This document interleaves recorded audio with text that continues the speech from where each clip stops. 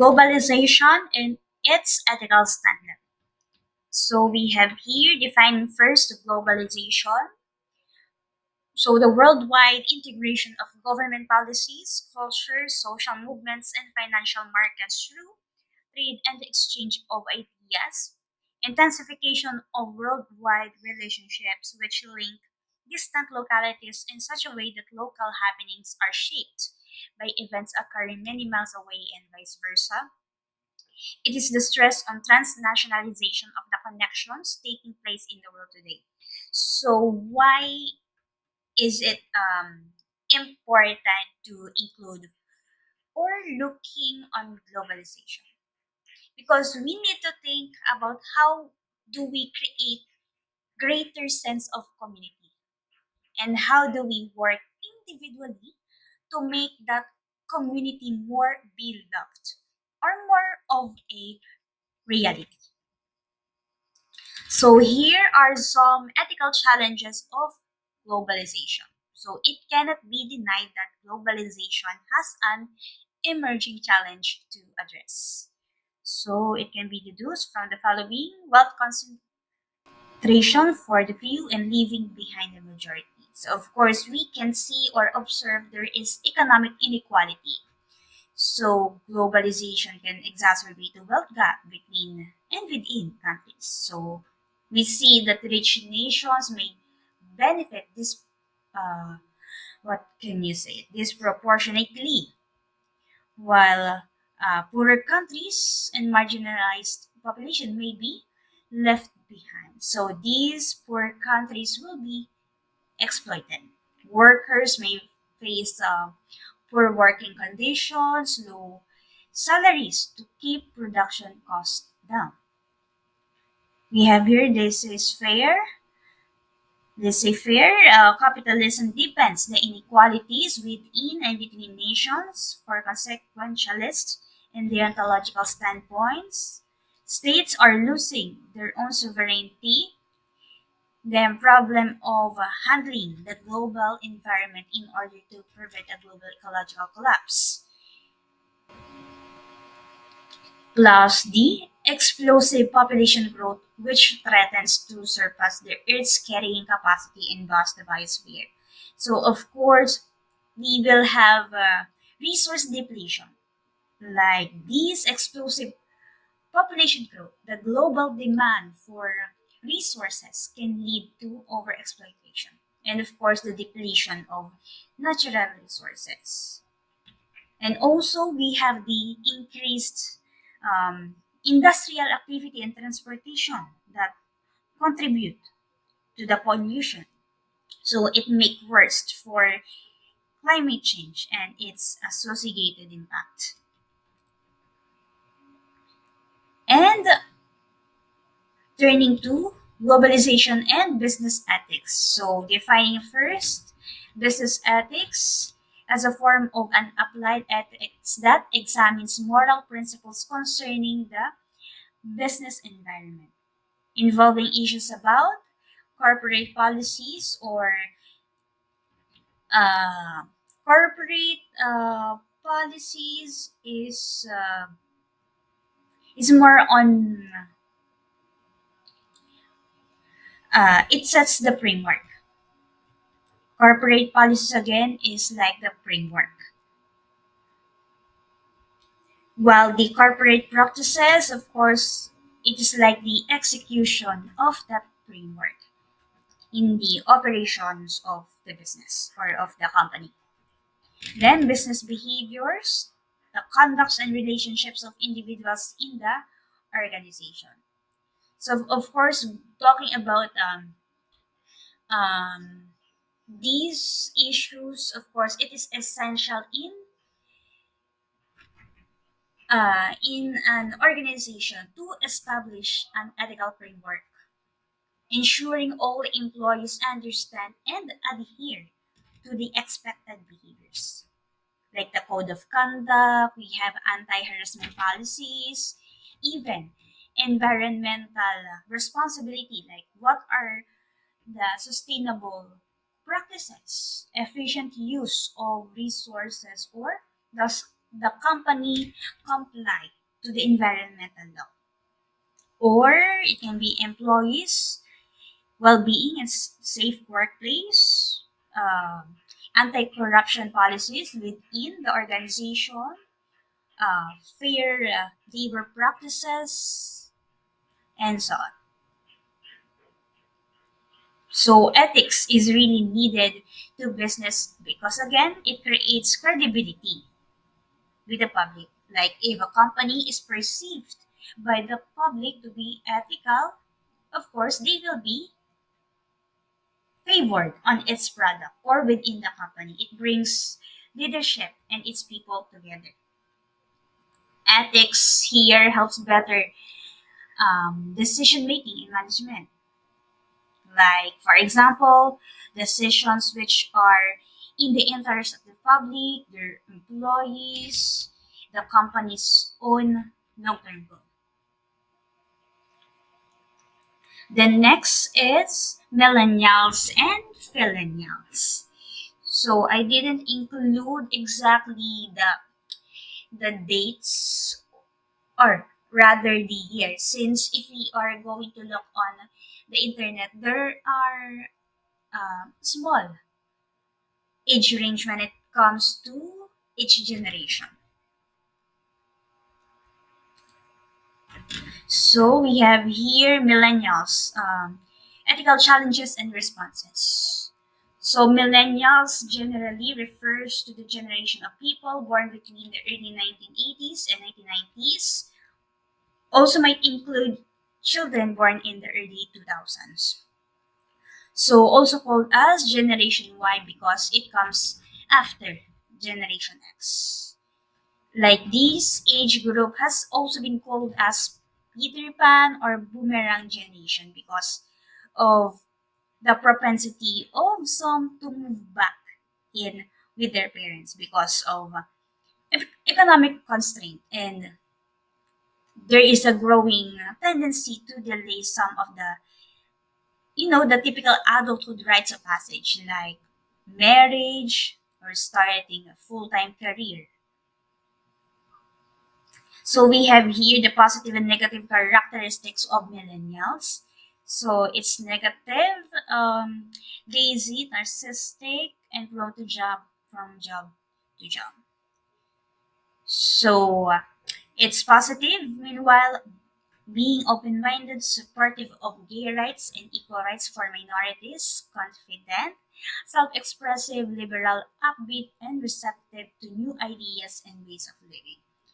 Um, on here, on the characteristics of millennials, how many young people have been rewarded for minimal accomplishments and having unrealistic expectations of working life. Also, they have yeah, we have here being narcissistic, like the me time. That's what other people view. Wanting flexible work schedules, more me time on the job. So viewing it as narcissistic, lazy, and cuddled. And also from the study that millennials to be more civic and political disengaged, like more focused on the materialistic values and concerned about helping the larger community. So again, those born in 1981 to 1996, the challenges are more likely navigating the balance between work and personal life, dealing with job insecurity, and the response to is to emphasize work-life balance, seeking flexible work arrangements, and prioritizing mental health. So, Fillennials, the Filipino millennials. Millennials in the Philippines are described as those who are social media dependent, selfie generation, so again, materialistic, spending for luxury goods, in entertainment, spending time online, watching YouTube videos, being on the latest apps, TV series, are into the latest hits, So, according to a Philippine Star article, Filipinians do not usually read newspapers. Instead, they have Google for information or ways for road directions. Another set, uh, upbeat, lazy, narcissistic again, materialistic, self-expressive, fun-loving, and liberal.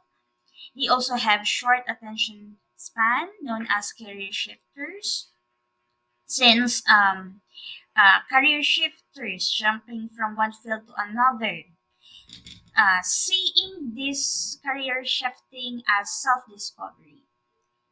Of course, millennials are characterized in different identities. Like who they are on Facebook may not necessarily be who they are in real life or in any social networking sites. So, um the defining and guiding values include optimism, confidence, high self esteem, diversity. Yeah, diversity is what makes a millennial. And they have different versions of themselves depending on what they want to show on the world. Civic duty, ethical consumption, achievement, change, multi view, and a global perspective. So its morality, perceived by their elders as having a rather tenuous grip on morality, while they are more open minded with regard to issues about sexual identity, premarital relations, the concept of having and raising children out of wedlock. They are also seen as a little too sensitive when it comes to reacting to social civic issues. And according to Jos Ortega, the last thing a millennial wants to hear is to be that he or she will be unable to do something. Life for millennials is again a journey of self discovery. So, lastly, exposure to other ways of thinking thanks to being connected to the world online. Yeah, we have the use of social media through which we air our views has been considered by many as a coward's way out.